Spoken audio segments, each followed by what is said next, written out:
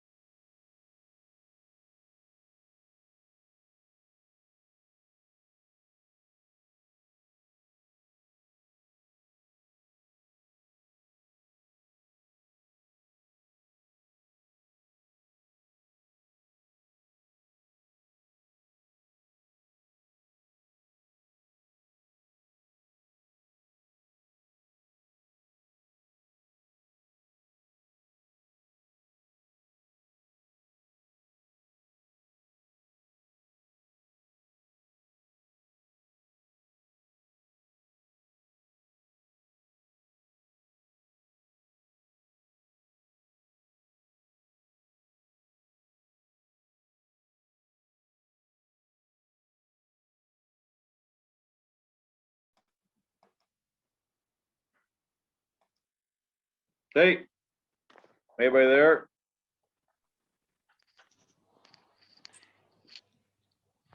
Yes, Commissioner Beer, we can hear you. Yeah, there are many people here. All right. Easy on the Commissioner Beer.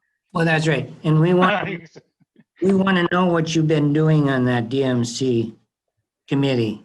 So we're expecting a big report from you. Okay, great. Allison, how are you? Nice to meet you.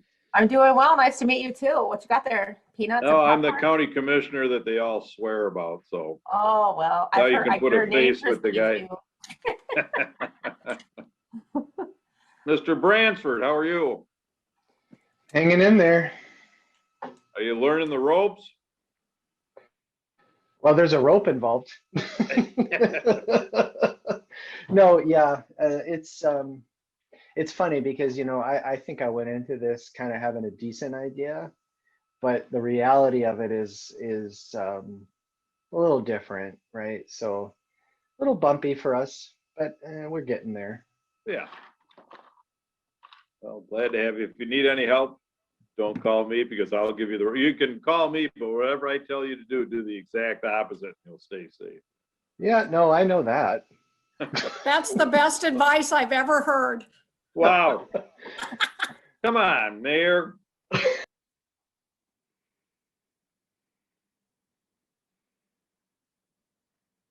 There's Heidi.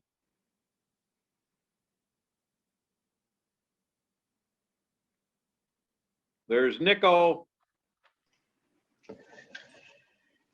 Afternoon, Jim, and everyone else. You're the senior member. You're the senior guy. You have to lead this city because you are Mr.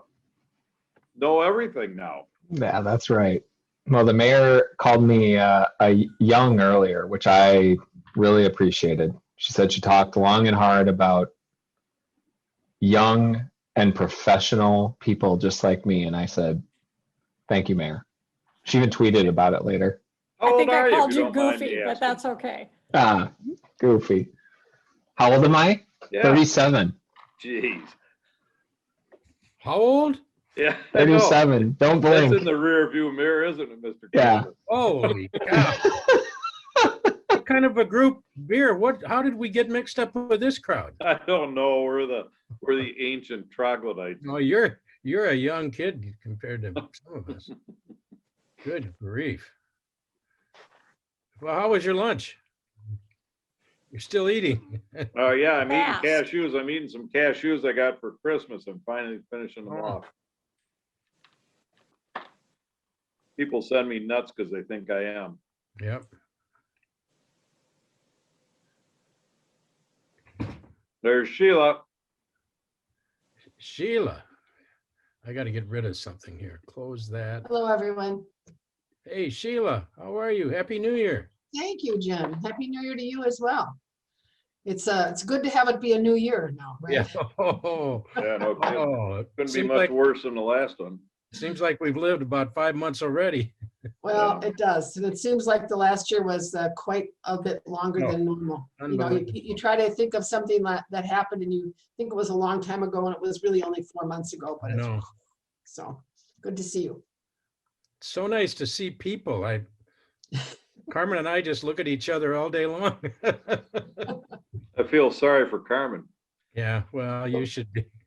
I should stop and see you on the drive down this afternoon. I would very much appreciate that if you'd like to. Just swing off there by Douglas, right? That's right. Yeah. Good. I'm So, not Jim, you not a come down mile from fairly often? Douglas. Oops, excuse me. Jim Campbell, you come down fairly often to your Well, place down here? Yeah, we do. Carmen's sister's having a CT scan at Mayo tomorrow, and so Carmen wants to be with her. She's the only sister left, and we want to drive. We don't want to drive in the morning, I think. Right, yeah. Well, welcome back. you. Thank Sorry, Jim Beer. Hey, everybody, just as before we get started in all this, one of the things we're going to try to do is a facilitation of, as we introduce each other, we're going to need all of you to identify where your video is. to turn it on and to turn it off. Okay, this will make sense in a second. But could we all test our video thing? If you're on right now, turn it off. If you're off, turn it on, just so you all know that you're doing this right. Everybody comfortable with that? Cool. The reason I'm doing that is that when we do the introductions, we want to do one where everybody from the city says who they are, everybody from the county, et cetera. And to get that us all on the screen at the same time, for instance, I'm going to say everybody from the city introduce yourself, and then the rest of us turn our cameras off. Won't this be a fun group activity, folks? It's a way we can somehow make introductions work in some way. We only have 2 hours? Yes, and Jim, you specifically will stand on your head during that introduction. So that'll be a really nice moment for that too. No, I think this is such a bright group that we're actually going to be able to pull that off in ways that very few others could do. Don't you have confidence in that? Oh, I do. I do. Yeah, no one answer. Someone respond. Please, someone do that. Okay, well, we will start in 1 more minute. And Pat, if I'm correct, do we, whoops, I gotta put my video back on. If I'm correct, we do actually open this meeting as a formal meeting, or Kathleen, we don't? Okay, good. Mr. Chair, no, this is a work session, and so, Okay, good. so no. Okay. All righty, are we ready to roll, folks? Well, we have a couple 3 hours here. We maybe can do it in less than that, but it's really exciting to have everyone together. This is a joint meeting of the city, county, EDA, and DMC boards. And we do this once a year. We've done it, I think, for all of our years. So we've talked about things like affordable housing and transportation. But this meeting, we've collectively chosen to focus especially on our response to COVID. I'm not talking about vaccinations here. I'm talking about how we, although I guess we will talk a bit about that, but the real issue is what should our joint work be as we try to ideally have Rochester come out of this faster than we would normally, faster than we would independently, and leveraging all of us together to respond to COVID well. So we'll have a really good conversation on that. But the first thing we want to do is just, and we've got some new members here too, to re-ground ourselves in who everyone is. So in this, we want to do an introduction, and Jim, we're going to try to do this in less than several days, but we'd like to do it real quickly. So what I'll do, if I could, is call out city, county, EDA, DMC. And when your body comes up, you stay on camera and the rest of us go off. So the first thing I want to do is to ask all those at the city to stay on camera and all the rest of us to turn our cameras off. And then ask the city people to introduce yourselves. And Mayor, I'm going to call on you to lead the city folks in doing that.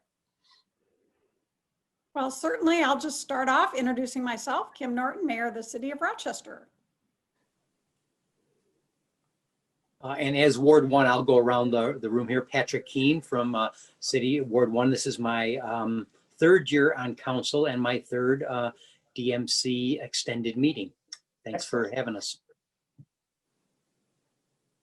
Hi, I'm Mark Bransford, the newly elected Ward 2 representative. And I think I'm the only staff astronomer in the city. Good, welcome, Mark. I have a background in astronomy, so yep, I'm glad to be here. Thanks. Champion, wily veteran of the Rochester City Council.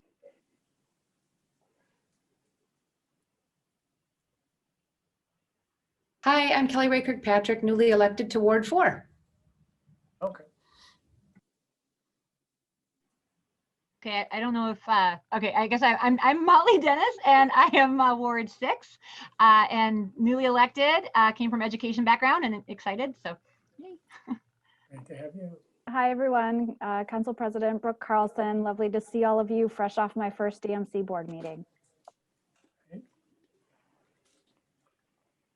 And then there, Mayor Ryback, there are a number of staff from the Right. city who are also joining. I don't know if we want to do introductions of Yes, staff per please. se. Just a Okay. quick around the horn and So Allison, maybe start with Tim. you, and if you could hand it off to somebody in particular so they know, so somebody is on deck. it's a good idea. Sure. Thank you, Patrick, Mr. Ryback. Allison Zelm, City Administrator, 10th day on the job. Very happy to be in this collaborative meeting and to be with you in the city of Rochester. So I will pass it off to Aaron Parrish. Hey, Aaron Parrish, Deputy City Administrator. Glad to be here, and I'll pass it over to Cindy Steinhauser. Hi, good afternoon. Cindy Steinhauser, Community Development Director for the City of Rochester. Excited to be here, and I will pass it off to Dylan Dombrowski. Hi, good afternoon. I'm Dylan Dombrowski with Rochester Public Works. Happy to be here. I'll hand it off to Wendy Turry. Good afternoon, Wendy Turry. I'm the Public Works Director, and I will pass it off to Tyler Niemeyer. Hey everybody, Tyler Niemeyer, Assistant City Engineer. I'll pass it off to Jory. I'm Jory Johnson, a project manager working on targeted business and workforce participation for the DMC projects. And I'll pass it off to my supervisor, Aaron Parrish. Oh, I already went, so I'll go to Jarrett. Good afternoon, everyone. Jarrett Hubbard, Project Manager for Rapid Transit. Josh? Hi, Josh Johnson, Project Manager on Heart of the City and Discovery Walk. And I will pass it, getting thin here. Let's see who else is left. Allison, did you go?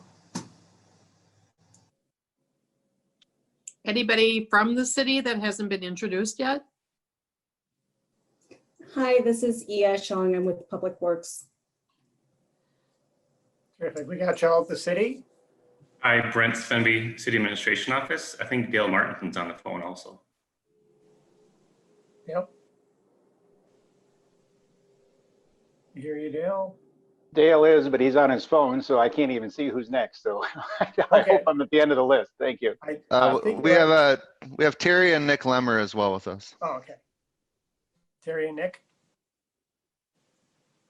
Yep, Nick Lemmer, Public Transit Communications. Terry.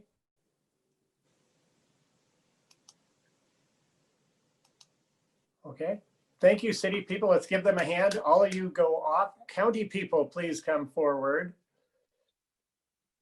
Great, county people. Who wants to lead? And then you saw that great facilitation on passing off. Jim Beer, why don't we ask you to lead and then pass it to someone? Hey, Jim Beer, District 5, been on the DMC board since its inception, and I'll hand it off to our current county chair, Stephanie Podolsky.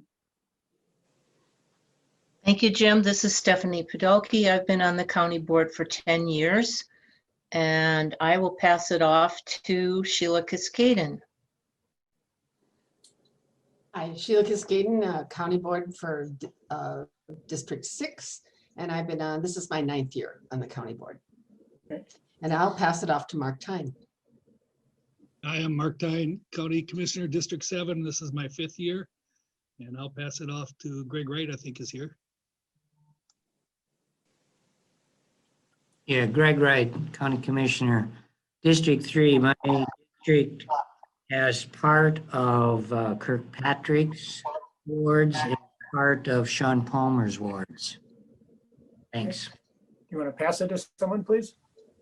Heidi, go to Heidi. Heidi, thank you, Heidi.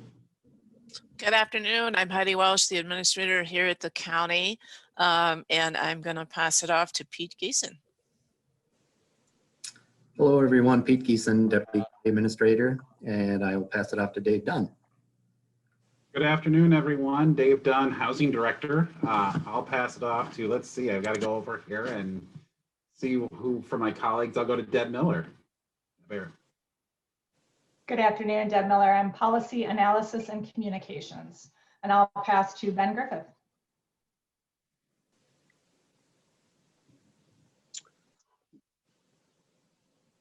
Good afternoon, y'all. My name is Ben Griffith. I'm the Olmsted County Planning Director and also the Executive Director of ROCOG, our local MPO. And I don't know who else is on. I'm looking. I think that might be it for us. Yeah. Anybody else in the Yes, ground? One more here. Graham's Oh, here. sorry, Graham. Graham. There's Sorry, our Graham. main man. They call me Grouchy. My name is Graham Briggs. I'm the Director of Public Health for Olmsted County. Great. Okay, cheer for the county people. Let's bring on the EDA.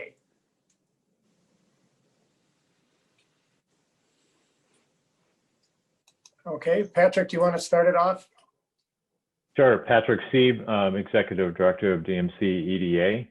And I saw Tracy Downs on the screen a moment ago. So if EDA board and staff could go on the screen. It took me a minute. Yes, I'm Tracy Downs on the EDA board. I'm a local entrepreneur. I will pass it on to Clark Otley. Hi, everybody. I'm Clark Otley. I'm a dermatologic surgeon at Mayo Clinic, and I'm a member of the DMC EDA board. I'll pass it on to Jocelyn Raimundo. I saw her earlier. Great. Jocelyn Raimundo. I'm the founder and owner of Rochester Home Infusion, local entrepreneur in Rochester. Let me see. Harry Hoffman. Hi, Harry Hoffman here. I've been an EDA board member for 4 or 5 years and am in the process of completing a long career at Mayo Clinic, most recently as Treasurer and Chief Investment Officer. Be retiring soon. Great. Pass it to someone there. Oh, yes. How about Tom? Sure. Hi, I'm Tom Fisher. I'm the director of the Minnesota Design Center at the University of Minnesota, and I've been on the EDA board for a number of years. Let's see, Jerry, is Jerry on? I don't think Jerry was able to join. Oh, okay. Who else? I think maybe staff. We can go to staff. Catherine. Okay. Hi, my name is Catherine Malmberg. I am the Interim Director of Economic Development and Placemaking for the DMC, and also a member of Tom's Minnesota Design Center. And I will pass it along to Chris Shad. Hello, everybody. I'm Chris Shad. I'm with the DMC EDA office. I'm Director of Business Development for Discovery Square. And let's see, I will pass it off to who all is here. Bill, why don't you go ahead? Hi, Aaron. My name is Erin O'Brien.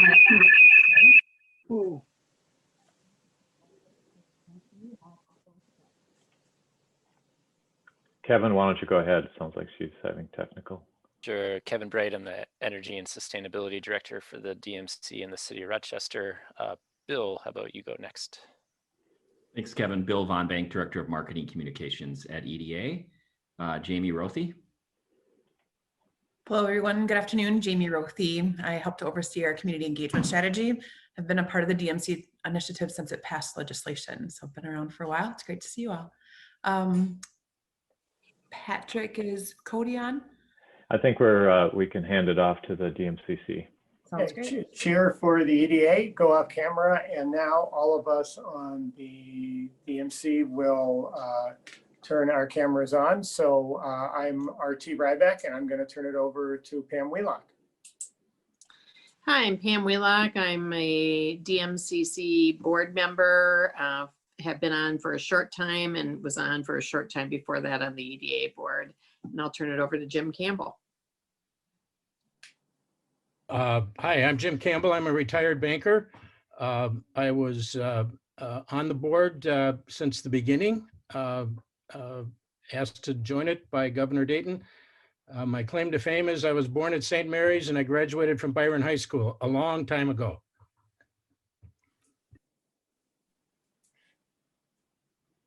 Well, and Jim, I should pass it off to Paul Williams. And I'm going to take and last but not least, because I don't think there's another DMC board member on that hasn't introduced themselves yet. I'm Paul Williams. I'm the president and CEO of Project for Pride and Living, a housing developer up in the Twin Cities. And I've been on the DMC board for a couple of years now. I think that is it, RT. Yep, and then pass it to Kathleen for staff. Kathleen Lamb. Thanks. Kathleen Lamb, I'm the DMCC General Counsel, and my law partner, Kayla Brennan, is also on. She came in through the public line though, and so she's not on the screen. Hello. Oh, there she is. say hi? Sure. Good afternoon, everyone. I'm Kayla Brennan, legal counsel for the DMCC. Good to see you. And I think we've done it. I forgot to mention that I'm in my day job, I'm CEO of the Minneapolis Foundation.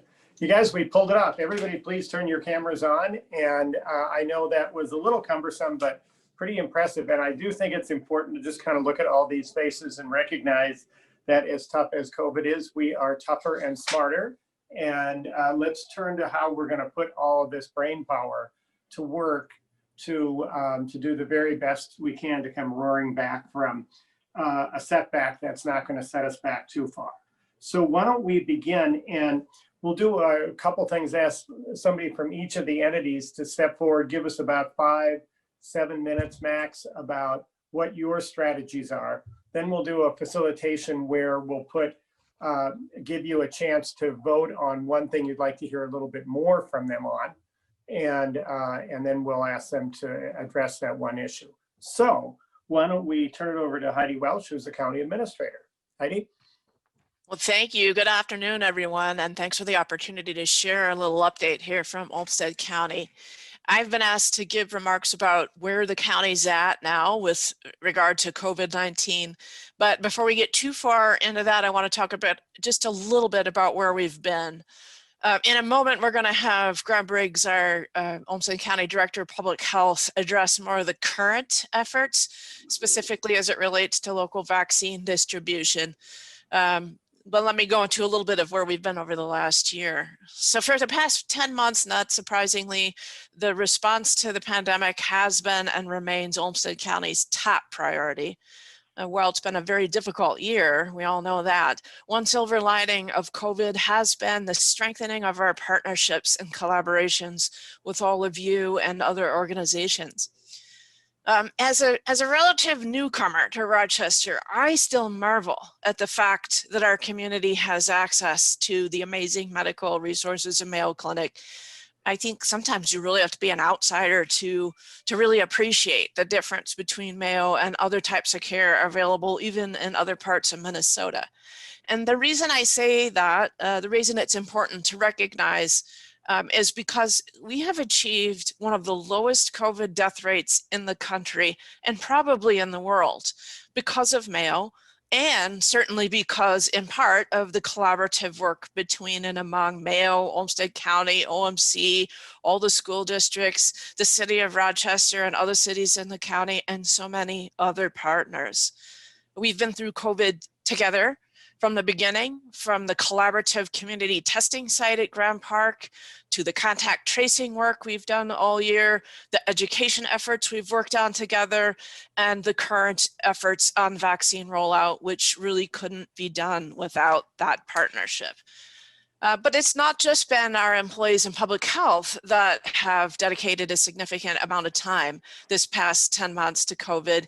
We also, families and individuals across the county have needed a lot of emergency help due to financial hardships, right, that have been caused by the pandemic.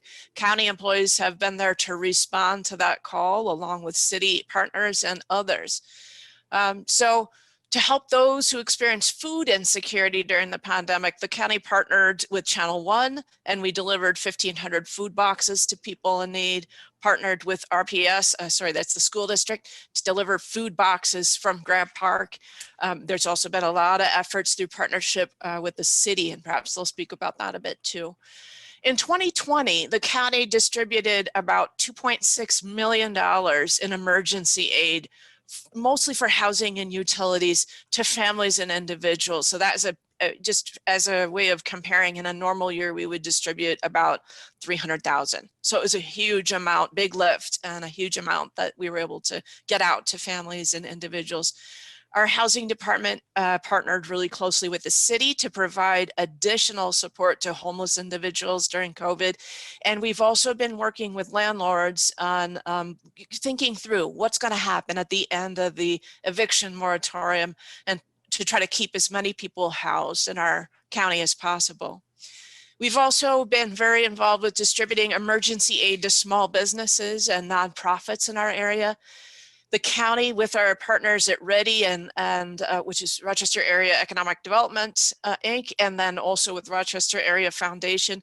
We're currently in the midst of our third round of grants, as most of you probably know, through a combination of the CARES funds and state aid and a little bit of levy. And so when that round is complete, we will have distributed $7 million to small businesses and about $1.4 million to nonprofits in the county. So all of that said, the heart of our response has really been the Olmsted County Public Health Services team and their work within the community over the last several decades, really, and their longstanding partnership with local hospitals and schools has really helped set the stage for that collaborative community response. So now I'd like to turn to Graham Briggs to speak more about where we are currently in the county with our response to COVID. Graham. All right, thanks Heidi, and hello to everyone. The first place I think I want to start out is, Heidi mentioned briefly, this topic of collaboration, and I agree. I think she's right about this. As far as this community-wide COVID-19 response that we've all been working on for the last year now, I think it's evident here that this is a medically focused community, and I think the partnerships that we've built over the years up to and including during the pandemic is really a driving piece in why we have seen lower numbers and less morbidity and mortality than a lot of other places around the state and the country. I think having said that, Heidi covered where we've been. I think where we're at right now in public health, as everyone knows, is vaccine is our highest priority right now. That's our path to get us out of this pandemic over the coming months here. So the biggest issue that we have right now is supply.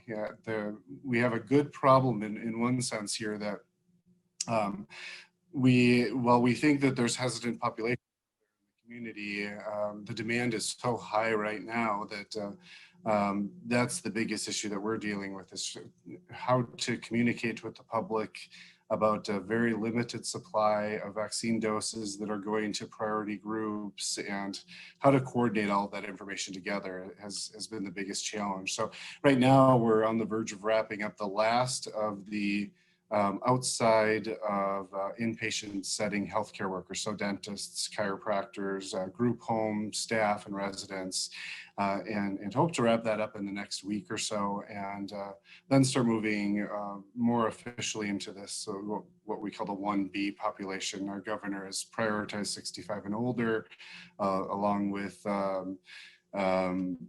a couple of other groups here with essential workers in schools and childcare as a priority for this state. So a little bit of that has already started, but we're working actively with Mayo and OMC and Community Health Services, along with local pharmacies, to work out details on how we can start getting into these larger community populations as we move into some of the other at-risk or what we call essential workers, people that need to be at work to do their job in person. And the first in line there are the people that are working actively with the public, like in customer service or at front desks of organizations and things like that that need to be open. So in terms of vaccine distribution overall, Olmsted County is doing exceptionally well when we look at our overall vaccination rate. We're already up to about 18.8% of our population in Olmsted County has received at least one dose of COVID vaccine. That's compared to the statewide number of 8.3%, and nationally it's right around there as well. So, so we've got a good piece of the population already with some protection.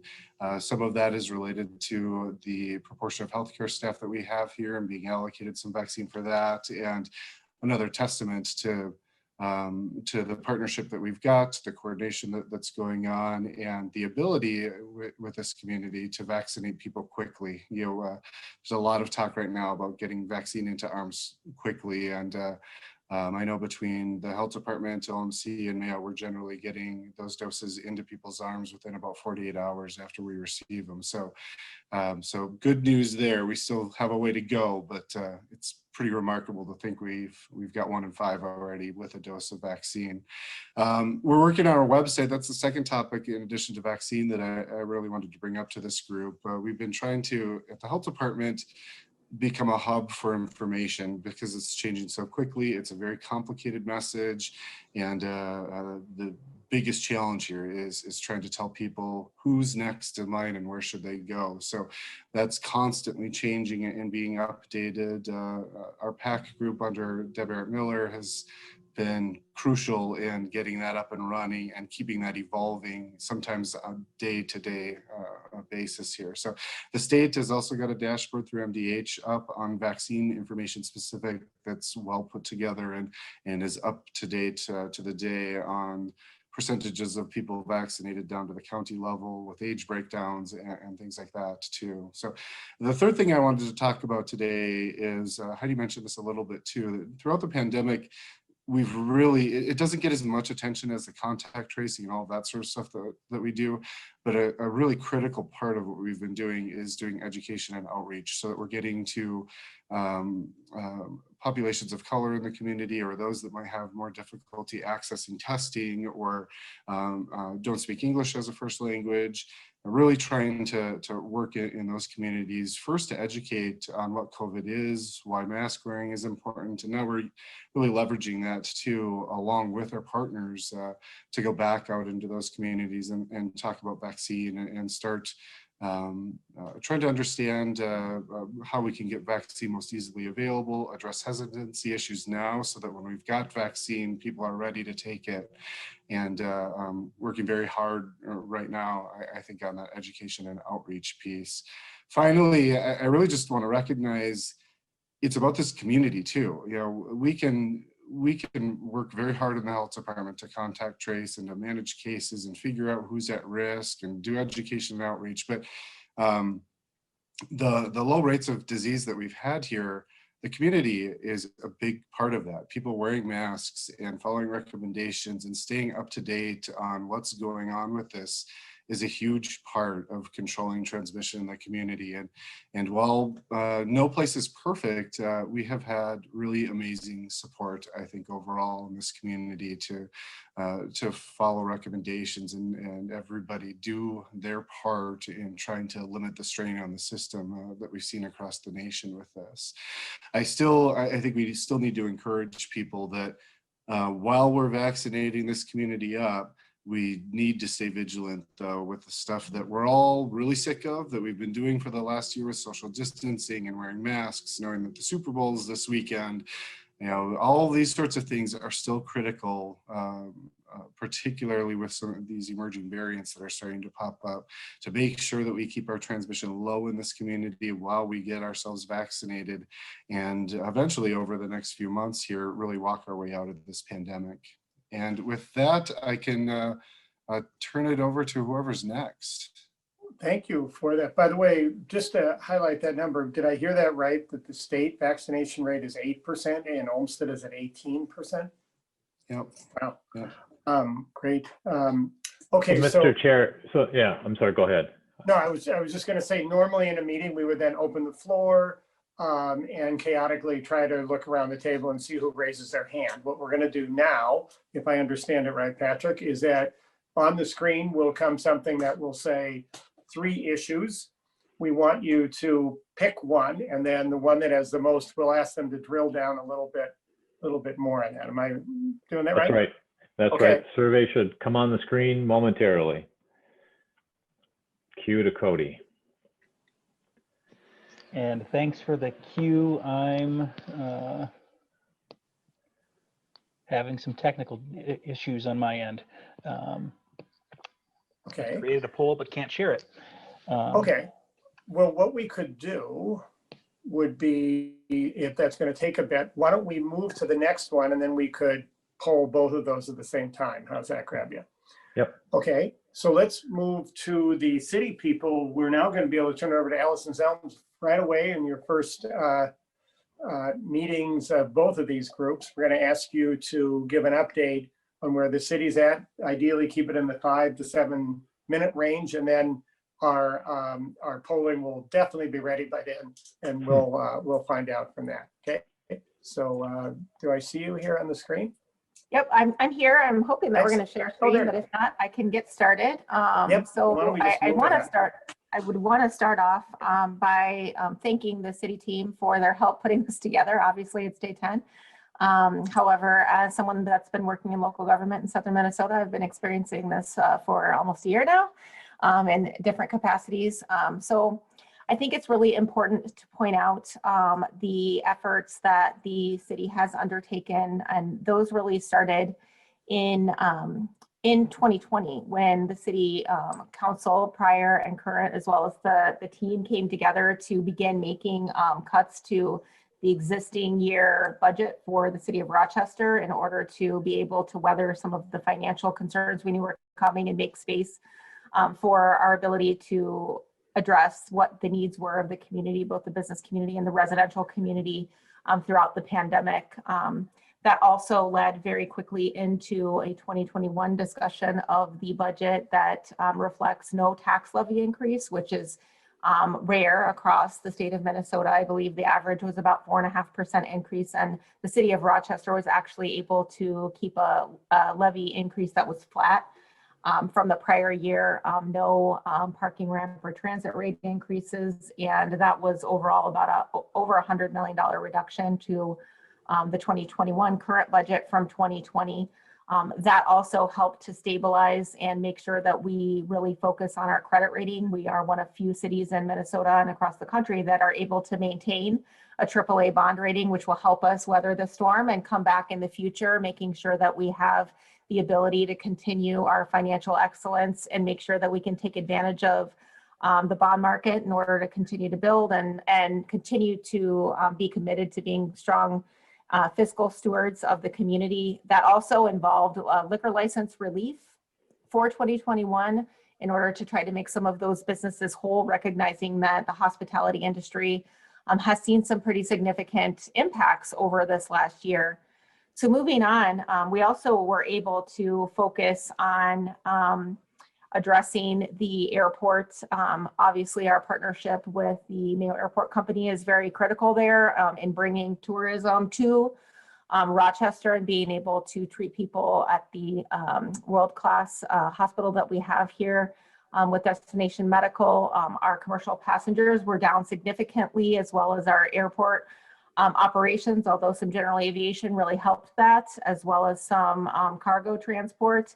Obviously, the lodging tax was significantly impacted, although sales tax was able to weather the storm a little bit better. So our lodging occupancy has been hit hard, and that's something that we're going to need to be focusing on as we move through the rest of this year. Transit ridership, although down significantly, still was very important to keeping people moving through Rochester, and our partners in transit on the Rochester team really took seriously how they were going to be able to keep people moving in a safe way. And then obviously the parking ramps took a hit with all of the other impacts that came to us while we were mitigating the impacts of COVID-19 throughout the community, which obviously was important in order to be able to keep that the risk down for people medically. So CARES funding came to the city in 2020, and the focus there was also a balanced approach, similar to how the budget was addressed. And that was overall about $8.8 million coming to the city of Rochester, with that first round of just over $5 million in the coronavirus aid, relief, and economic security, focused on three balanced areas: support for people and programs, public service impact programs, and economic recovery programs. So really holding true to the council's foundational principles and vision and values to be able to spread some of this throughout the community, so no one area was left behind. So all of the things that the county shared, these were really important partnerships to be able to accomplish this. Through neighborhood arts and artists, the call center that the library has taken on, the repositioning of the Civic Center and Silver Lake Fire to be able to provide some of that warming and day center. We were ahead of the curve on remote work technology and some other things, and then really that security and stability for the community. And then the additional food access and assistance for individuals experiencing homelessness. And of course, our small business community with some of the Keep It Local, making sure the license grant program was working well as working closely to assist the hospitality community with outdoor dining and lifting some of our traditional processes for that.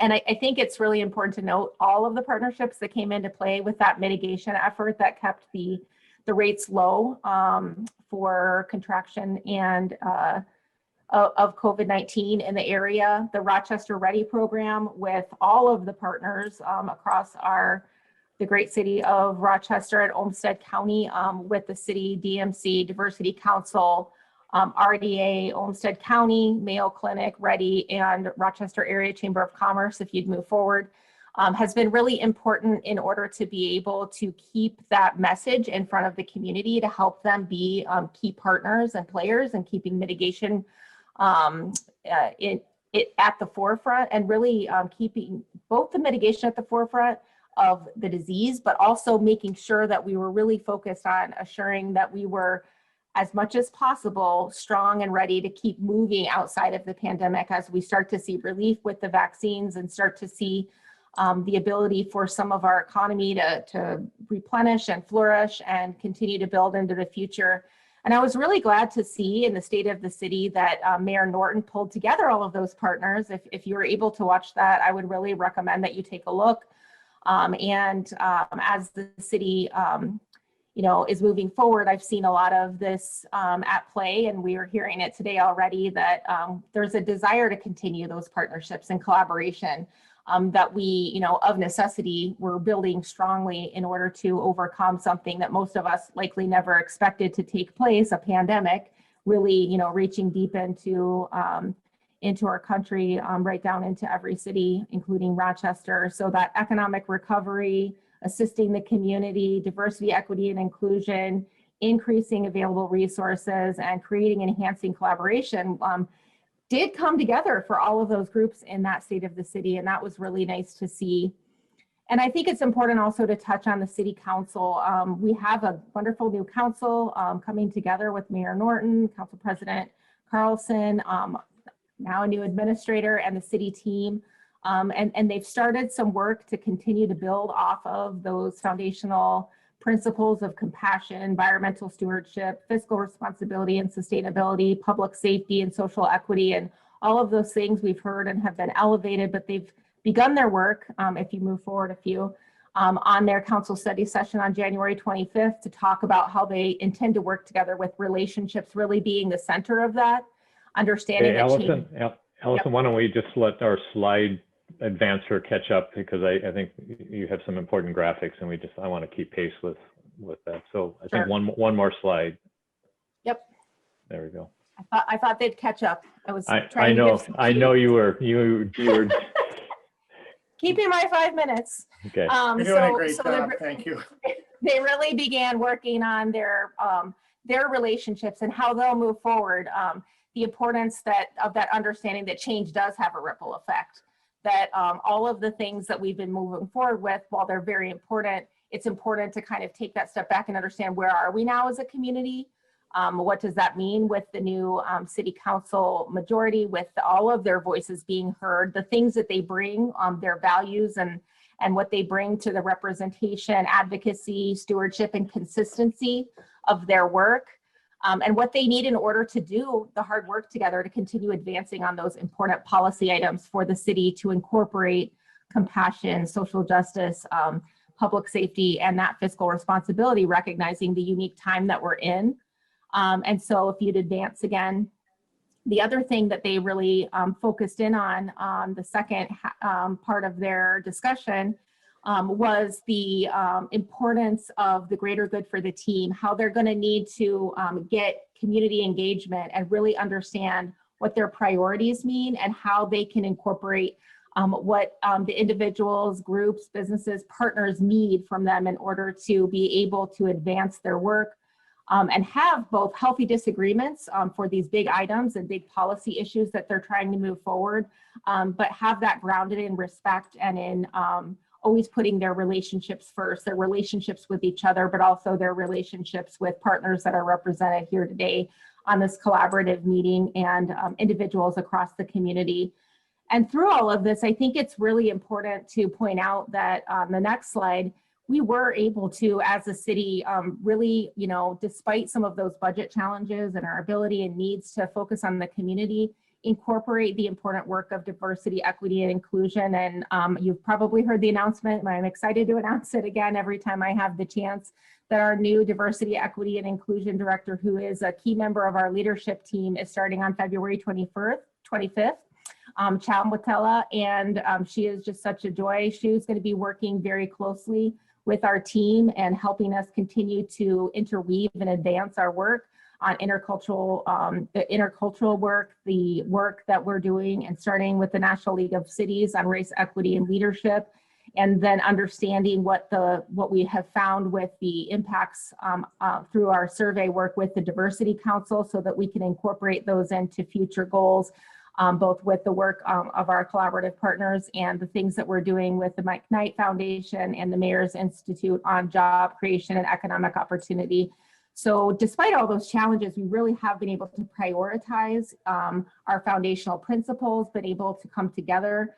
I think that it's wonderful to see, as we've continued through this and start to see the light at the end of the tunnel with the vaccination and the work of the county and our partners, that we're going to be stronger through this, that we've learned that together we can move forward. And so that forward together is going to be a very important principle for the city of Rochester, our leadership throughout the organization, and our leaders, elected leadership of the city council and mayor. So with that, I will be open to any questions if we're able to pull up the poll.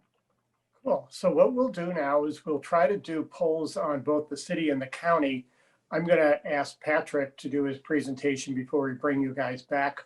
But while this is still fresh, why don't we see, Cody, you want to give it a whirl? Let's try first the county and then the city and see if we can poll and what people want to hear more about.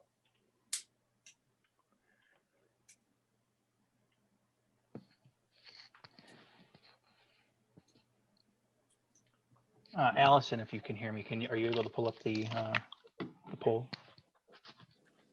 We've been trying to work this behind the scenes here. Okay. Allison with 2 L's, not the 1 L. Yes, sorry. I am here. And which one would you like me to do, the city or the county? How about just starting with the county and then go to the city? Okay, I'm going to launch the poll for the county right now.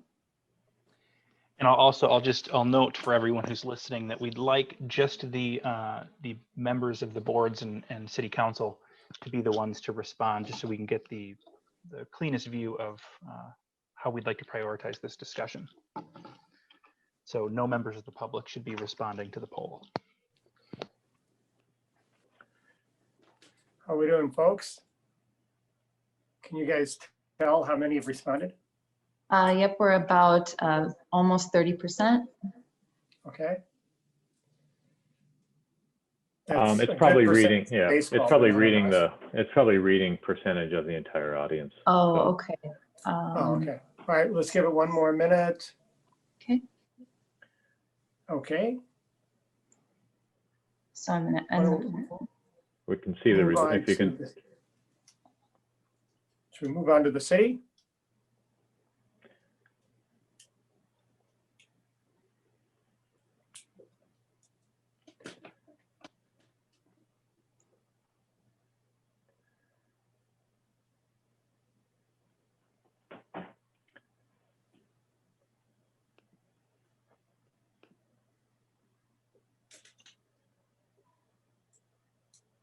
All right, and as you're completing that, when we're going to give it another minute, we'll ask Patrick to do his, and then we'll take that poll, and then we'll get the results and ask all three of you to come back and address the questions we have. Okay, Patrick, you ready? Yes, thank you very much. Thank you. What I plan to do is use really the outline of the presentation I did at the Mayor's State of the City, which really tried to look at how we, sorry,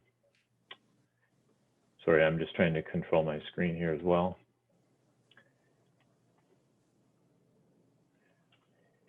How we are approaching recovering from COVID and really leveraging the history of the work that we have been doing. And so talking about private investment, looking back, we are proud of the fact that there's been more than or nearly $1 billion worth of a private investment in the first phase.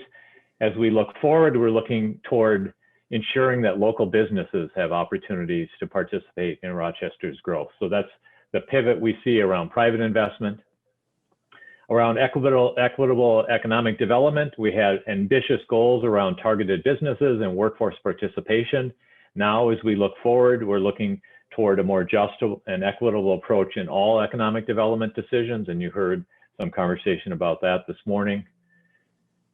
Around energy and sustainability, we launched initiatives to reduce our carbon footprint, and now we look toward a more 21st century approach to sustainability and community resilience. And with respect to our goal of attracting life science and technology companies from around the world, and we've seen that happening, now we're doubling down on supporting local entrepreneurs and startups. With respect to public infrastructure, more than almost $70 million in generational public infrastructure during our first phase. Now we look toward future-proofing our city with universal design and assistive technology that allows every resident of every age and ability to fully realize their potential and participate in our community. So as we are doing infrastructure investment, we are looking at strategies to enable people to have full participation. And then you heard a little bit of conversation at the board meeting about this notion that we've told our story, the Rochester story, to businesses and investors and developers from around the region, around the country. Now we will make the same case to individuals and families, people who can choose anywhere to work, and we would ask, why not Rochester? And some of our conversation at this session today is really around this question of why not Rochester, and why would we not position Rochester as the location where people who can live anywhere would choose as their place for them as individuals and their families.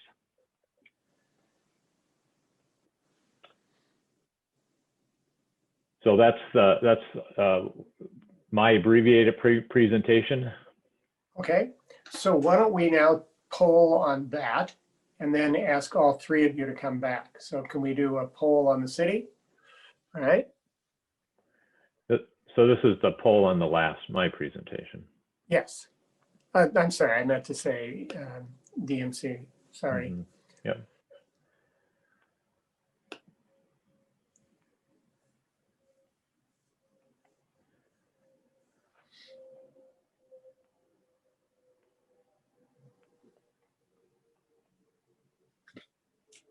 I think we're probably good with response. All set? Okay, so our three presenters, we're going to ask you to dig down and code you the results here. Here we go. So, why don't we start, Patrick, and then we'll work backwards as long as we have yours up here.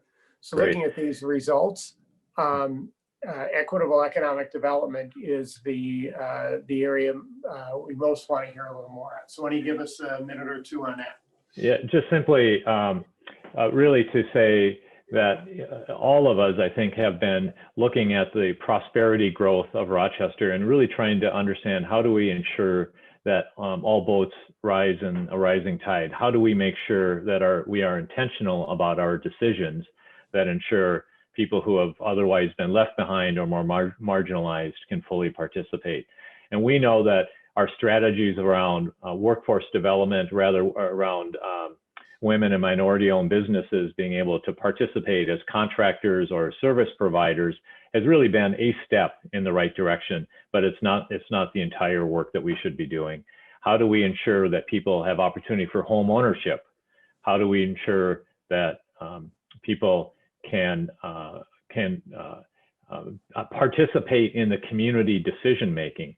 Research tells us that when people feel ownership of the community by virtue of participating in decision-making, they are much more likely to be lifelong residents and committed to the city. And our co-design methodology is one example of giving opportunities for people who don't normally participate in community decisions, to actually sit at the design table just as lay people, but with lived experience, to actually shed light on and influence decisions that they wouldn't otherwise be able to do. So we really are building out this strategy. We are putting in a request to the McKnight Foundation through their Vibrant and Equitable Communities program to help support us. We will tie directly to the work that Chow will be doing in her new role at the city. So those are some examples around our commitment and interest around equitable development. Great, thank you. Okay, let's go to the poll on the city if we could.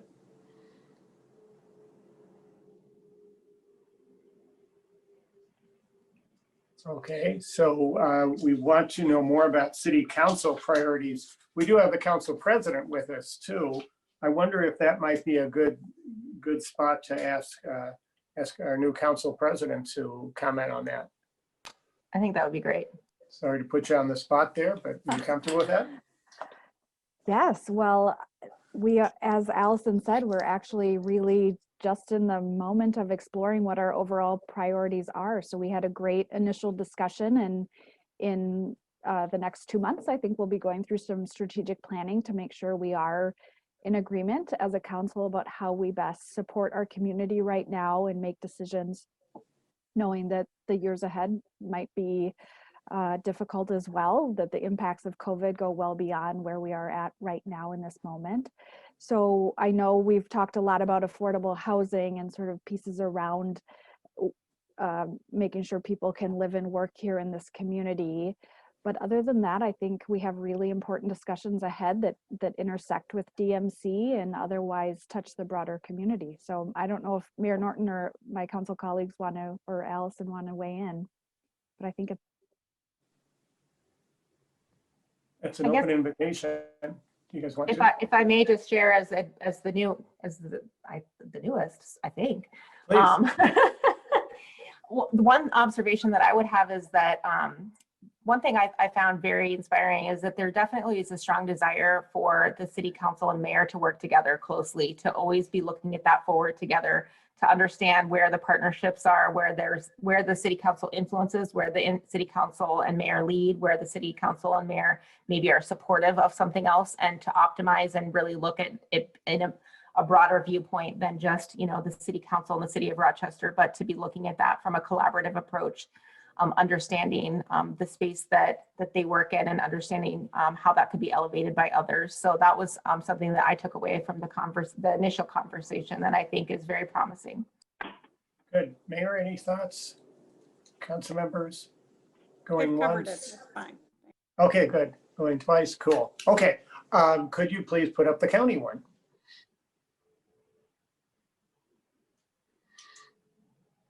Okay. Heidi, do you want to take us through release for businesses? Sure. Any commissioners who want to add on, please do. Yes, I'll start, and then several of our commissioners may have more to say, and I'm not sure, but we may have our CFO, Wilfredo Roman Catala, who was going to join us and may have more to say too. So we, as you know, we received $19.1 million in CARES Fund in the county. We also encouraged all the townships to apply, even though knowing that many of them probably wouldn't have a lot to spend their money on, but that we would be able to use that. And so we received an additional about $300,000 from the townships when they were not able to spend it. It flowed back to the county. A lot of that was, of course, spent on personnel time and things like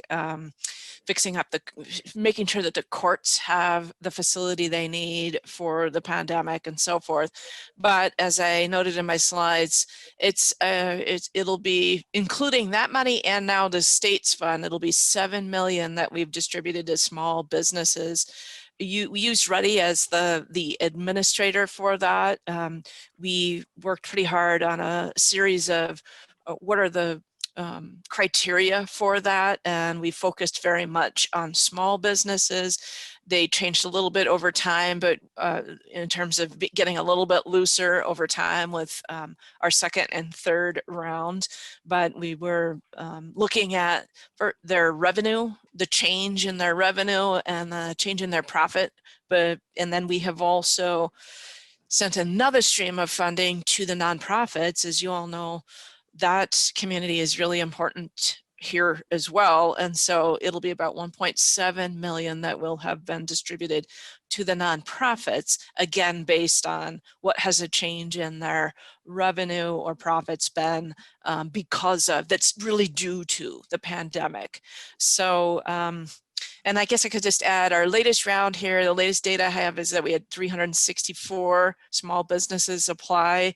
I don't think we'll be able to fund all of that in this third round. We were able to fund just about everybody that applied in the first 2 rounds. This third round we won't be able to get to everybody because it's there's still a demand out there. So with that, I think I would turn over. The commissioners worked very hard as a group on this project, and I think I'd turn it over to our chair, Commissioner Podolsky, to see if she has additional comments.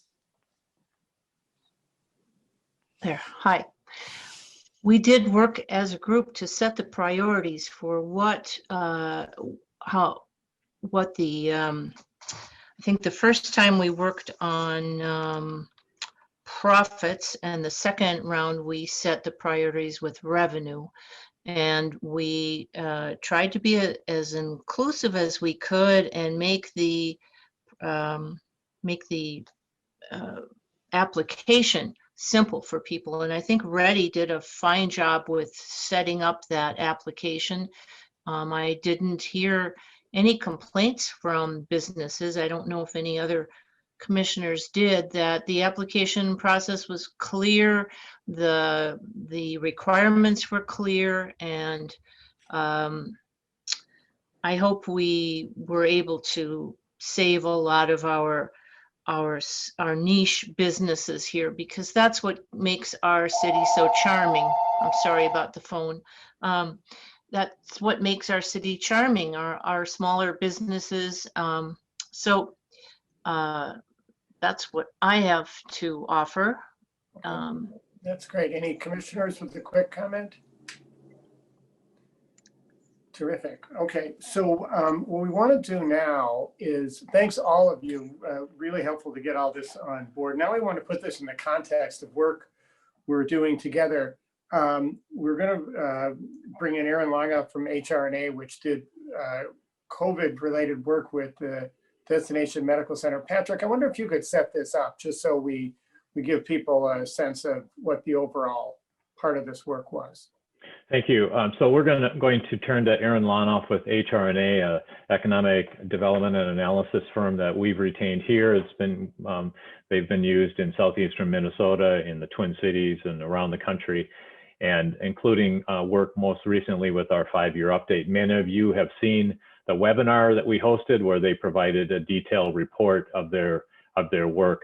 I've asked Aaron today to really spend time with us on the 5, now 6 recommendations that they are proposing and that they're suggesting that we consider here in this region. And Aaron, I'm just going to send you a cue here. I think it's really important that we get to the recommendations quickly, and that we give the floor as much as possible to our board members and commissioners, so that they can react to and comment on those recommendations. So, so with that, Aaron, I'll give the floor back to you. Great, or give thanks. the floor to you. So we'll go to the next slide. Thanks for the intro. Hi, everyone. I'm Aaron Lonoff, as Patrick said, and as Patrick's also mentioned, I've done work throughout the southeastern region of Minnesota. HRNA is a real estate and economic development consulting firm. We have offices across the country. I'm based in Minneapolis and grew up in the state, and I'm very passionate about Rochester and southern Minnesota. So if you go to the next slide, it doesn't need really reiterating. We all know this, but COVID has been a dual public health and economic crisis. And as we've already been talking about today, given that Rochester is the 3rd largest city in Minnesota, Rochester's recovery is critical for the state of Minnesota. If we go to the next. And right to Sheila Cascaden's point this afternoon, Rochester is a key economic hub for Southeast Minnesota. Nearly half of the jobs in Southeast Minnesota are located in Rochester, and 30% of downtown workers come from outside Olmsted County. So it's really important that we think about the sort of the broad implications of COVID recovery for Southern Minnesota. As we look at the sort of economic recovery from COVID, our thoughts and our perspective is that careful planning and thoughtful interventions can help to bend the curve. And let me talk about sort of the stages of this recovery first before we get into the recommendations. So the first of this recovery is looking at the economic shock due to COVID. How deep is this initial impact of business shutdowns? How many jobs were going to be lost? What's the depth of this initial shock?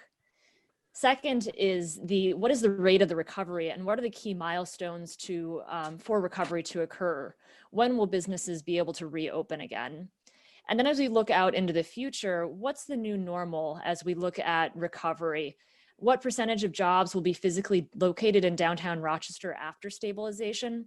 This is particularly relevant and as increasing numbers of companies are announcing permanent work from home or work from anywhere policies. What does that look like for the landscape of Rochester and Southeast Minnesota? If you go to the next. So our model included 3 scenarios, an optimistic, moderate, and conservative, that ultimately estimated the impacts to development in Rochester. As measured through jobs and economic output, we then translated that into space needs in the near term. There's a lot of uncertainty around the full impact of COVID-19. Before COVID-19, Rochester had a growing economy and development was very, very strong in downtown, and it was aligned with demand. Rochester is going to have an excess capacity of downtown office space due to job loss and the growth of permanent remote work. Downtown retail and restaurants that were dependent on employees and visitors are being disproportionately affected when it comes to the counterparts with broader customer bases. Hotels have experienced a precipitous drop in occupancy rates. With Rochester's hotel pipeline, that the market is going to continue to see occupancy rates well below historical averages. And one sort of bright side of this is that housing demand appears to be relatively strong and stable in Rochester, and particularly in downtown Rochester. So growth in downtown residential could help to support the retail businesses in downtown Rochester. So what's the path forward? And this is where we want to spend the most time today. The DMC and downtown development are going to need to remain nimble as the economic recovery from COVID becomes clearer. Oh, I'm going to interrupt for 1 second here. And sometimes we are using the term DMC and downtown development. Just remember, this work was commissioned as it related to our 5-year update. And I think we should read this more broadly than that. So just for the sake of this conversation, understand that this was a more narrow definition, but I think intentionally we should understand these as potential strategies that go far beyond that more narrow geography. Yep, that makes sense. Thanks, Patrick. So unlike natural disasters, this pandemic hit every city in the country. But what's fantastic for you all is that you all are trying to get ahead of this. Not all cities are actually developing recovery strategies right now. And certainly not from a regional perspective like you all right now on this meeting. Despite significant losses, Rochester has fared better than other cities, as the county was already talking about in the city. You all are coming from a place of strength in this pandemic and prior to the pandemic. Prior to the pandemic, you had a robust and growing economy. You have a very strong healthcare industry and the Mayo Clinic providing stability during weak economies, during recessions. And the city has tools along with the DMC to support growth and recovery. So let's jump into some of the recommendations. So Patrick had mentioned we have 5, we now have 6, and we're going to go through each of these in a little bit more detail and discuss these. Patrick, I might, if you don't mind, run through these quickly so we can sort of go through each, and then we can come back and spend time discussing each one individually. Okay. So the first, if you go to the next slide, is about supporting development proactively. So actually, Aaron, I actually would prefer you just run through them very briefly, and then we're going to pause on each to let board members participate. So. Great. Yeah. So I'm sorry. Right. So let's go to the next slide, and I'll run through these very briefly, and we'll pause then on each. I also say, as we're doing this, that we're going to be looking at the chat. So two things: we're going to use the chat to figure out who's going to speak, but we also can, if you simply want to make a comment and have that read, you can use the chat as we're talking through this. And please do that, because even if we don't get a chance to read out all of them in this meeting, it'll be a way for us to get your opinion. So now we'll stop interrupting you and go forward, but I just wanted people to take advantage of that. Perfect. So strategy number one, support development proactively. As an economic development consultant that works across the country, these are the issues that we are working with cities with, and have been doing this for years. What it means to support development proactively can mean a whole host of things. I've listed out a number of these, but through zoning and land use policies, expedited entitlements and approvals that help the development community move from sort of that idea pre-development phase into groundbreaking. Financial incentives like TIF or tax abatements that are aligned with public sector missions that support vertical development. Land banking, there are a whole host of ways that public sector entities across the country support private sector investment. So if we go to the next slide. The next is prioritizing public infrastructure. What we've seen, if we look in history, one of the ways that cities have recovered from disasters and economic disasters is through prioritizing public infrastructure investment. It helps to make cities more livable and attractive. What I mean by infrastructure could include public realms, streetscape improvements, transit and mobility investments, broadband investments, and that's particularly, the last point is particularly important for that sort of regional perspective, particularly as you get into the more rural communities in southern Minnesota. Diversify the economy. So how do you think about the ways that you can leverage the strengths that Rochester brings and the key industries here to create spin-off jobs and attract spin-off companies that want to co-locate in Rochester? You know, there are likely huge and significant opportunities related to biotech, life sciences that could and want to be in Rochester.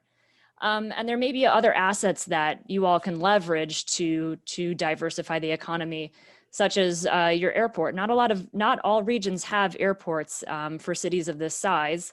And that may be an asset that you can leverage for other industries. Support local businesses, and there's already been quite a bit of talk about this today. The focus recently has been around short-term funding tools to help businesses survive the day-to-day in this crisis. As you all look to long-term solutions, there may be other things that you can be doing to support your local businesses.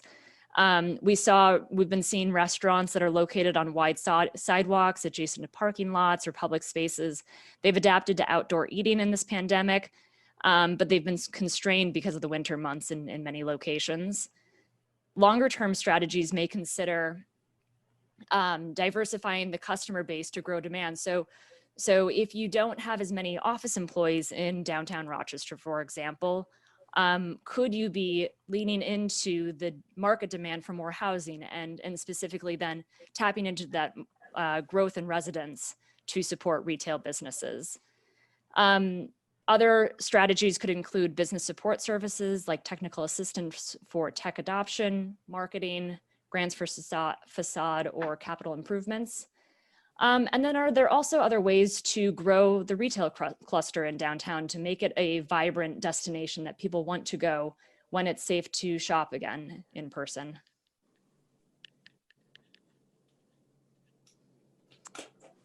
reuse excess real estate capacity creatively.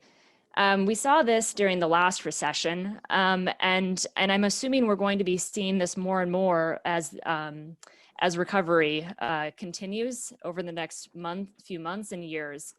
So after the Great Recession, for example, we saw in some urban cores like Center City, Philadelphia, or downtown LA, where office vacancy rates were high, rents were low, but there was demand for multifamily housing. We saw some Class B and C office properties get converted into residential. We've been seeing recently urban hotels have become temporary offices, schools, emergency housing and homeless shelters. We've been seeing the need for some property owners to think creatively about their ground floor vacancies. This may need to include reconsidering tenanting approaches by lowering rents or being creative about how these spaces are used. Maybe these ground floor spaces are being used for art installations, medical offices, community centers, or product showrooms. And then there may be other sorts of obsolete real estate products that could become prime redevelopment sites in the long run. And then finally, the attract work from home or work from anywhere talent. This is an addition. This is, I think, a growing, there's growing interest in this idea that as more companies announce their workers are being fully remote and can work from anywhere, as Patrick said, why not Rochester? Why not Southeast Minnesota? And cities should strive to attract those who can have that flexibility. And what those people are going to be looking for is a high quality of life. So affordable and accessible housing. They're going to need broadband for their remote job. They are going to be looking for amenities of city living that they probably are leaving. They want access to open space. They're going to want a unique and distinct city brand. Why? They want something interesting that they're going to. They'll likely need airport access. And I think this is one of the great ways that you all can be really proactive in economic recovery. And I'll just end with one anecdote. I am one of those relocators. I was out in New York City with my job for the last 6 years. But during COVID, our 2-bedroom Brooklyn apartment with our baby was too small. So we moved back to Minnesota, and we're really, really happy with this relocation. My husband and I have the great fortune of having jobs that are work from anywhere. So why not other folks like my husband and I? Great. Well, thank you so much. Let's use this as a pivot for discussion. I'm going to read 2 comments from the chat section and make one myself and then open it up. So Nick Campion, Councilmember Campion, says, I'm concerned that diversity sends the wrong message. We should be looking to land and expand additional companies to land and expand additional companies in markets where we have a strong leadership, like biotech, medical, medtech, also as part of a regional and statewide strategy. Greg Wright adds, are we looking at all zoning that also includes affordable housing, such as adding apartments within an existing house for an elderly relative, allowing alternate housing styles such as tiny houses, zoning requirements that make it more expensive to build the city comparing to build outside of the city? I want to also add one point. When you were making that great comment about infrastructure, 2 decisions that we're in the middle of right now are very focused on this idea of creating a much more vibrant downtown. The 2nd Street improvements on transit we're looking at.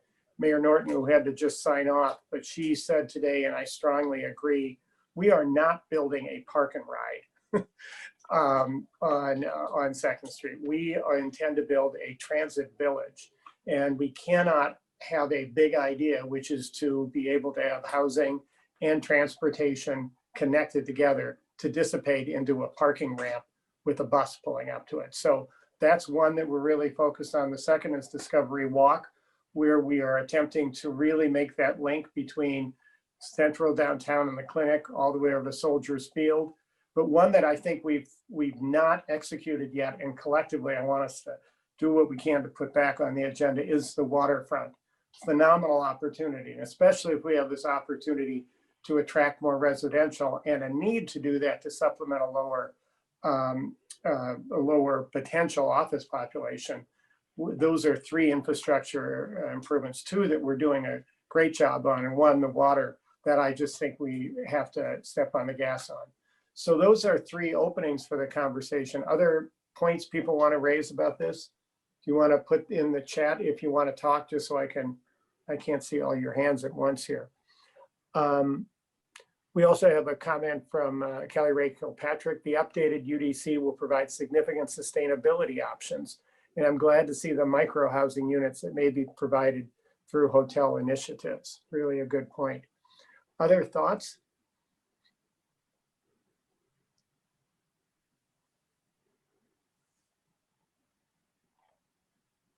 Other thoughts? RT, Paul here. Yes, go ahead, Paul. Just a question. I saw an earlier iteration of this when this was presented in the community. I thought it was outstanding work and really good to kind of get this perspective, for me at least, and to kind of see what the impact is on the economy of COVID and what the pathway back looks like.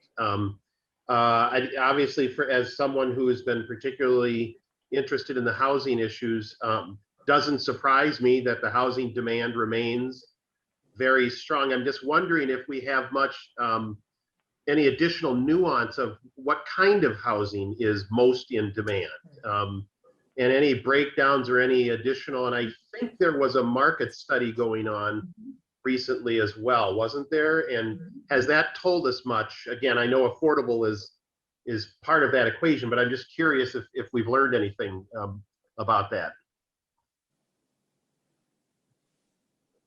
I can respond, but Commissioner Cascaden, perhaps you're I think, off mute, so yeah.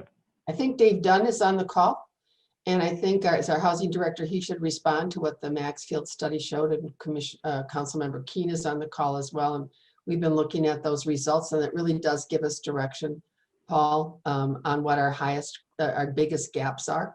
And I think Dave, I see Dave's ready to talk. Well, thanks, Commissioner Cascaden. Paul, it's good. Everyone else, it's good to visit briefly kind of about the Maxfield study. What we found just overall was that there is a demand for 18,000 housing units in Olmsted County over the next 10 years. Within that, and without getting into too much specific detail, we really I think that area pulled out 5 kind of what I would consider priority areas. And I would say one is senior housing. So as people begin to age, how do we have options available for them? The second one I would say is housing for people who are under 50% of the area median income. Again, trying to figure out what are those housing options for people who's because of, that maybe don't have as much disposable income. The third one, and these are in no particular order, would be preservation. Of course, preserving the affordable housing we have right now is the most effective tool in our tool belt. The fourth one is to increase home ownership for people of color. Just like across Minnesota, this is a huge issue here in Olmsted County, where I believe it's approximately 77 or 78% of our white families are homeowners, as compared to 22% of our families of color. So, I mean, as you see this, you start to see these huge disparities. And then finally, just to increase affordable home ownership options in general, I think we're seeing new home prices that are getting very close to the metro area as far as what it's costing to develop a home. We've got to be creative and try to find some innovative ideas to get that cost down. Now, we're not going to get it down from $350,000 to $150,000, but we've got to see what ideas are out there collectively as a community where we can work on pushing that down a little bit and making it more affordable. Does that answer your question, Mr. Williams? It does. I'm also curious, was there any data or insights about the demand for market rate higher end luxury rental, which is what the market, of course, zooms to build? Any insights on that? Yeah, probably to no surprise, we're currently in a little bit of an overbuild situation with kind of the market rate rental housing. There is still, and I'd have to get into the numbers of the report, there is still an expected demand, you know, over the second part of the next 10-year period for more of that style of housing. But I think short term, we're really looking at kind of an overbuild. And Aaron Parrish has put in the chat that study that you can look at. And a couple more comments from the chat. Tom Fisher says the City for Health brand will be a key in global competition for talent. Every decision should be made to reinforce that. Harry Hoffman adds 6th Street Southwest Bridge will open up redevelopment of Kmart, API, Fullerton sites. It's as big an opportunity as the Ford plant site in St. Paul. Harry, I just want to build on top of that. I think that land use decision that all of us are involved with on that site can be one of the most significant things that happens in the next year. Kelly Ray Kilpatrick added, low-income housing needs to include land access. We can't continue to house those with fewer opportunities in spaces that do not hold increased opportunity for quality of life. What a great point. And again, talking about the transit village, the access to the bikeway, the water in that area makes sense. Can I also sort of throw a smoke bomb in the middle of it, but something, you know, we had a lot of conversation with these three groups over the past year on what would happen with how we do a transit village to the south. And the county had aspirations. There were some neighborhood concerns and all. What can we learn together about how we move transit to the south as we're trying to create this transit village to the west? I know that was kind of a rough conversation at times, but let's, among many friends here, what can we learn and what should we be thinking about to make sure that doesn't fall off the agenda?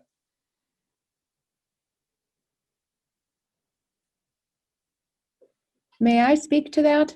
Please. I don't know who that is. I can't hear, but tell me who you are. My video is on now. This is Kelly Ray Kirkpatrick, Ward 4 Hey, Kelly. representative. Yes. Hi. I really believe that the greatest need for increased rapid transit, mass transit, is on the east side, not on the south side.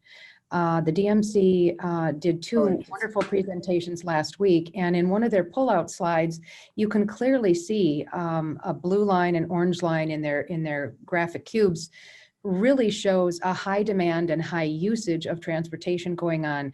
We've got the TOD corridor that's being created on 4th Street, and we're going to have some rerouting from the Center Street that will throw the traffic onto 4th Street.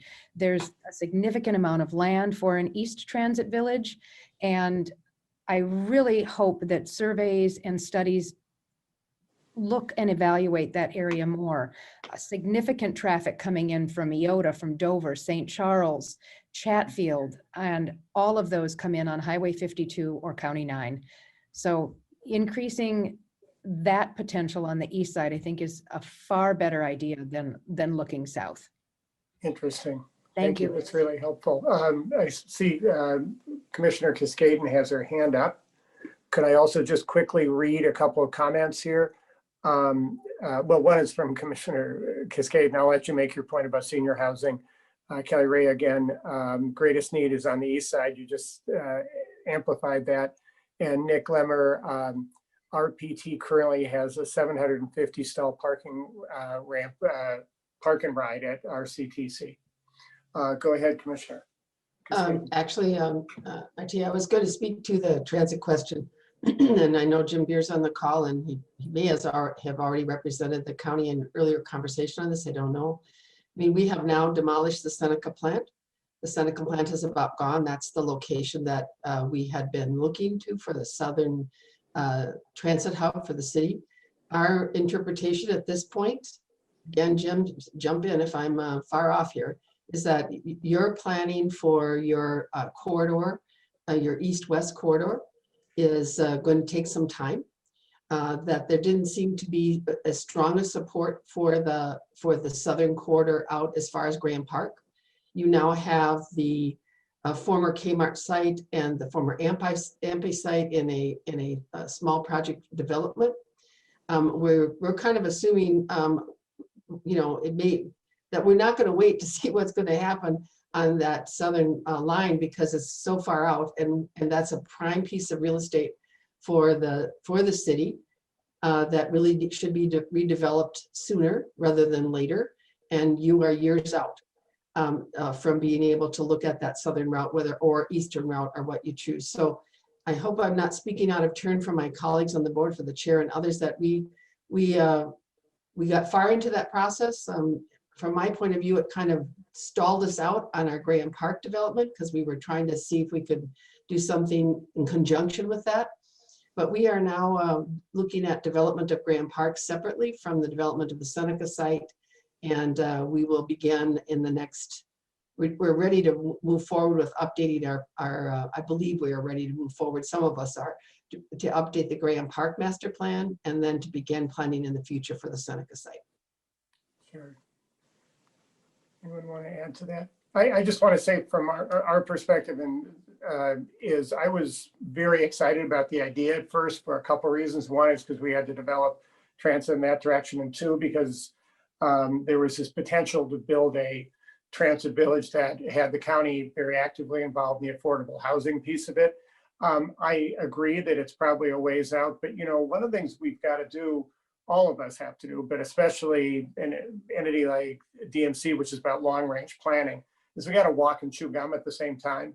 So all that is an invitation to keep dialogue going, and don't feel that an idea that may be a little ways out is something you shouldn't bring to us. We should be thinking far out, and maybe things fall into place and all that. So just for one person who was involved in that conversation, I said at the time when we stopped those discussions, I want to keep an open door, and I just want to repeat that. Other thoughts? We've got a couple of comments in the chat here. Yeah, this is Jim.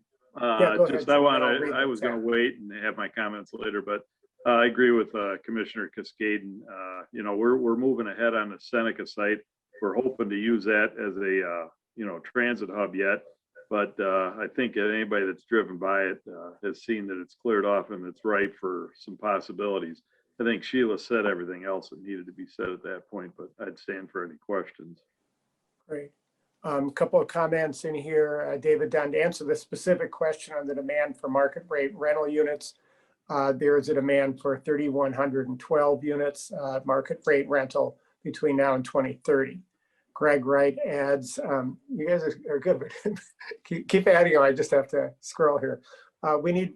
Greg Wright says, we need park and rides for commuters, but let's remember low-income residents who live within the city and close by need a better transportation system to get their daily needs met.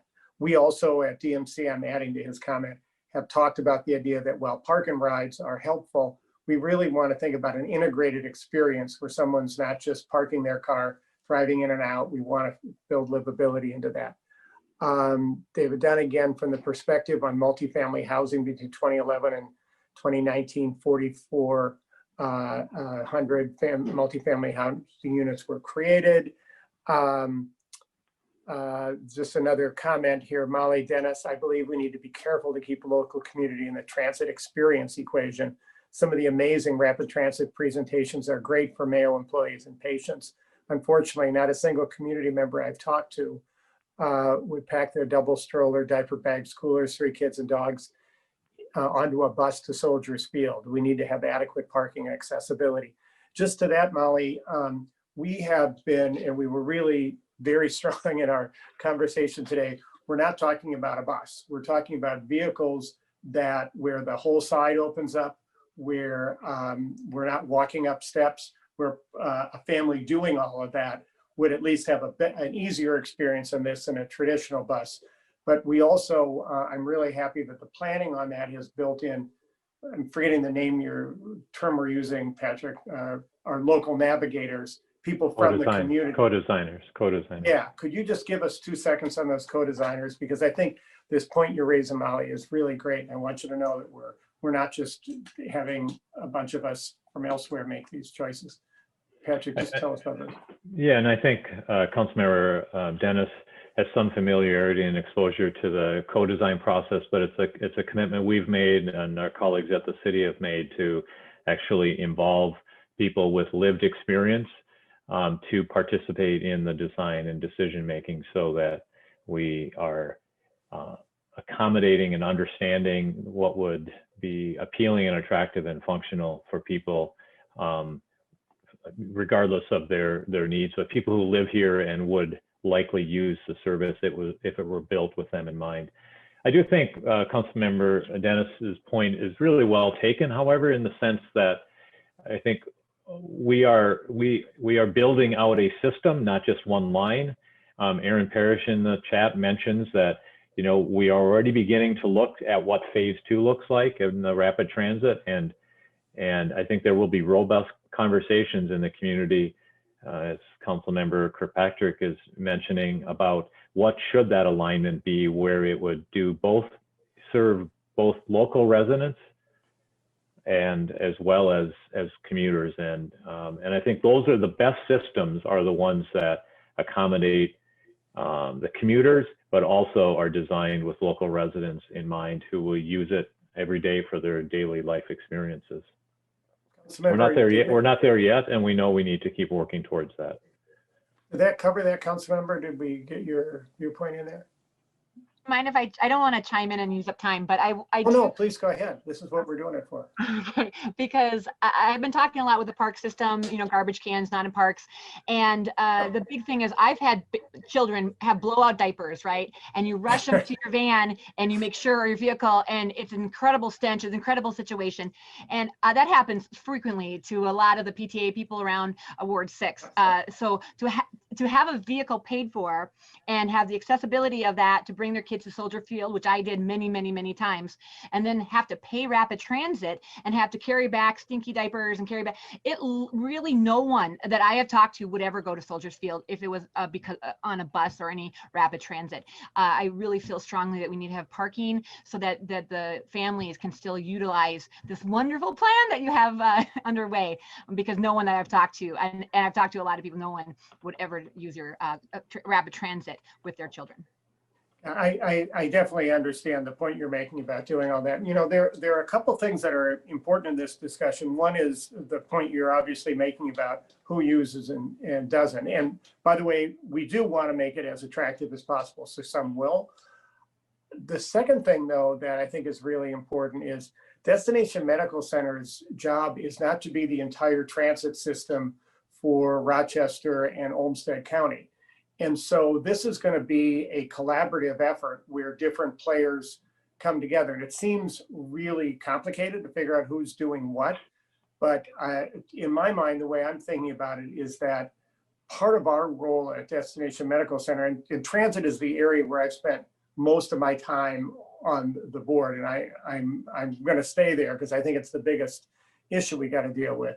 But we're especially trying to figure out how to make sure that the growth in the center of town doesn't overwhelm the community with parking ramps. And the most important first step we're going to take is on Second. Meanwhile, there is this hugely important issue of crosstown, you know, busways and others. And my brother-in-law lives in Quarry Hill and for years took the bus to the clinic, is something that we have our eye on, but we can't solve that either. So I think this is going to be an ongoing discussion, and I just really welcome the perspective you're bringing onto that. Other questions? Should I read some more of these comments from the chat, or is there anyone? Can I just jump in and provide I have an alternate opinion, I guess, and Sure. I think it's also important Campion. that we recognize, like, there's a lot of different constituencies using different parts of our city, and it's not the same experience for every parent. It's not the same experience for every enjoyer of the park system. And certainly I went to college in Chicago, and putting kids on the L, you know, taking the L with a large family was not outside of the norm. And we would pretty much go on buses and transit literally everywhere. And, you know, there's certainly segments of our community that are very concerned that we're moving to transit only transportation. And I'd say to them, you know, there's ample parking virtually everywhere downtown in Rochester.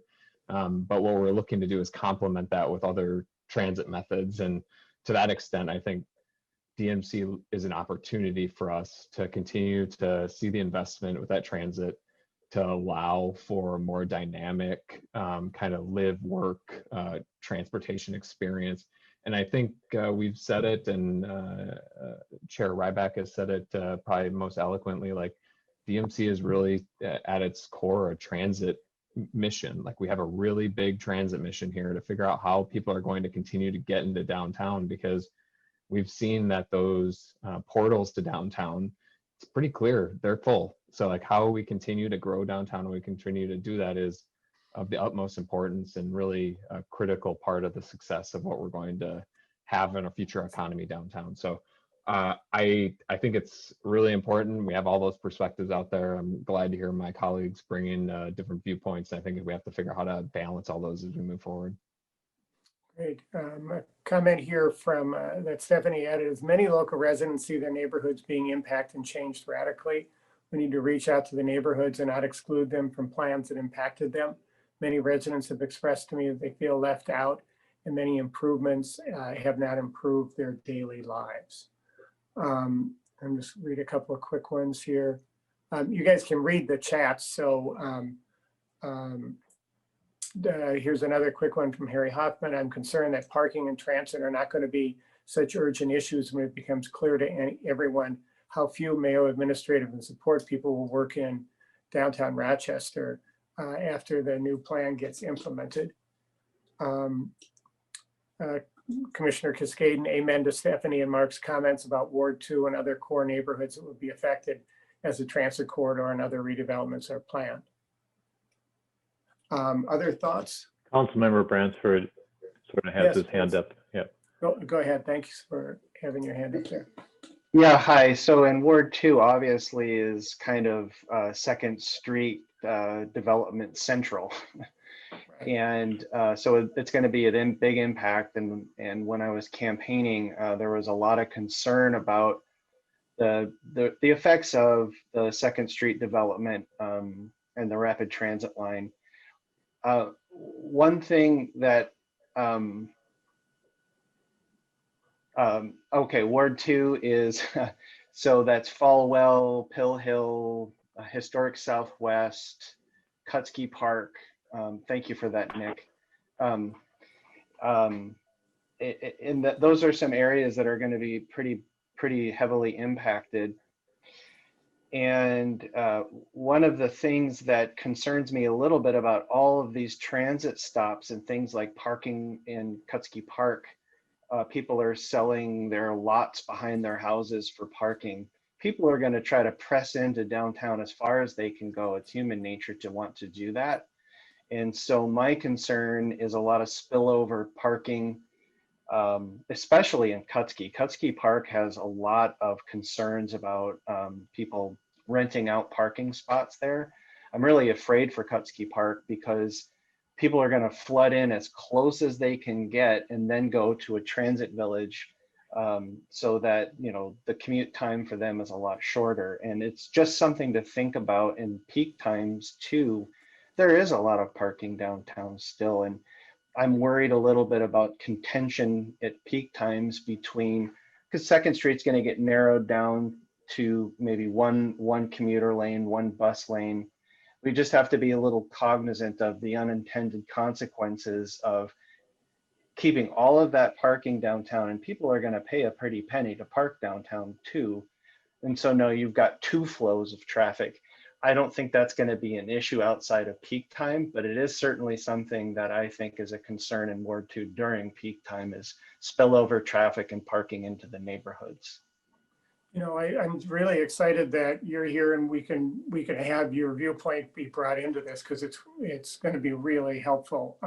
My wife grew up in your ward and my family's lived in your ward. And one of the things that's to me really powerful about it is there's really almost no other place in the state of Minnesota where there's the ability to work at a world-class institution and walk home on a tree-lined street for lunch and to have this really clear seam between those two. The balance matters a lot. When I first was exposed to this project, the very first thing I focused on was exactly the question you have, but from a different strategy, and it was to say, if nothing happens here, in my mind, and I'm coming from the outside, so you guys are on the ground, I'm not. But as I've looked at it, if nothing happens here, if we don't do something on transit, that the issue of how much of your neighborhood is gobbled up by parks, how much cost gets worse and worse and worse. What I think we're trying to do, you know, when I observe the difference between, say, Kotzky Park and downtown, there's a seam in there where there are about 4 or 5 different surface lots that are gobbled up. That's a really not perfect view of land. Ideally, we're capturing many more of those people at our transit village and before they get to that area, so your neighborhoods can become even more pastoral, walkable, child family friendly, and all of that. And we get some of that parking out. And by the way, from an economic development viewpoint in the city, you're able to gather more tax base from surface parking lots with uses that are just much more interesting to be by and have jobs on them and everything else. So to me, the issue has always been, we're in a race between the growth in the community and the ability to get a plan in place that keeps traffic out of the neighborhood. And so I'm going to really enjoy having your partnership, if I can, on helping to take what like my outside viewpoint is and filter it through your lived experience and your residents' lived experience. So we're not going to solve that here today, but I just welcome you to, I'd love to talk with you as much as we can, because you're really on the front lines of this. Yeah. And Yeah. So what is a wonderful theory from jaunting in on Highway 55 for a few hours is very different on the ground. yeah. So just to sort of fold in a little wrinkle is the whole now work from anywhere. And to Harry Hoffman's point about, you know, waiting to see how that affects traffic into downtown, the let's do nothing, you know, perspective is, it's an interesting one. But if more and more people work outside of downtown and there isn't quite the need or the capacity, you know, maybe we could use that money simply to build up restaurants or businesses along 2nd Street. I mean, really right now it's a peak time issue. So I look forward to that discussion, and I'd love to talk with you more about it, because there's a lot of different permutations and possibilities. My biggest concern is building something that's going to cost $2 million a year in upkeep. And if the demand doesn't show up, then, you know, maybe there's, you know, there's room for thought about what that means. I just go to that upkeep just for 1 second, I'll shut up on this, but another thing to think about, this issue gets easier in Rochester than it was for me in Minneapolis, because one of the things that we have been given many powers for this that you don't get in a normal city, I couldn't use in Minneapolis. And here's what I mean by that. If we at the transit village take something that produces a relatively low amount of taxes there and have some, say, housing, including some affordability there, maybe a place for people to work, maybe some retail there, we generate more in taxes. Because of the tools the state has given us, we can use those taxes to help fund smart transportation and mobility issues here. Can't do that in any other city in the state. We can. So one of the things that can happen is we can keep cars out of your neighborhood, and we can use the livability we're trying to create at the transit village to fund that operation. So those are some of the things that I think we should explore as we go forward.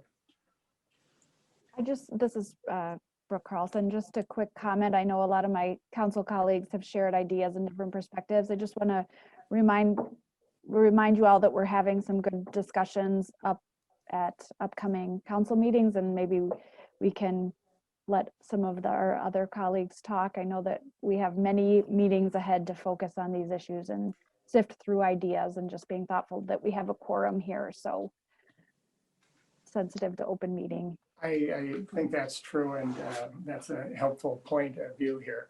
All right, so let's do a time check here. We have 15 minutes more, and let's see hands raised. I'm trying to keep up with the chat as well, but could I see hands raised of people who want to talk and help me see all those screens. Others who want to get into this conversation? I do note a comment by Jim Campbell in the chat that might be worth talking about. If Jim wants to talk about that, might be worth giving him the floor. Well, I just, in the last several months, I've read so much about how the role that Mayo has played in the leadership of this COVID experience. And I'm sure that there are many related businesses from across the world that have looked at what Mayo has done.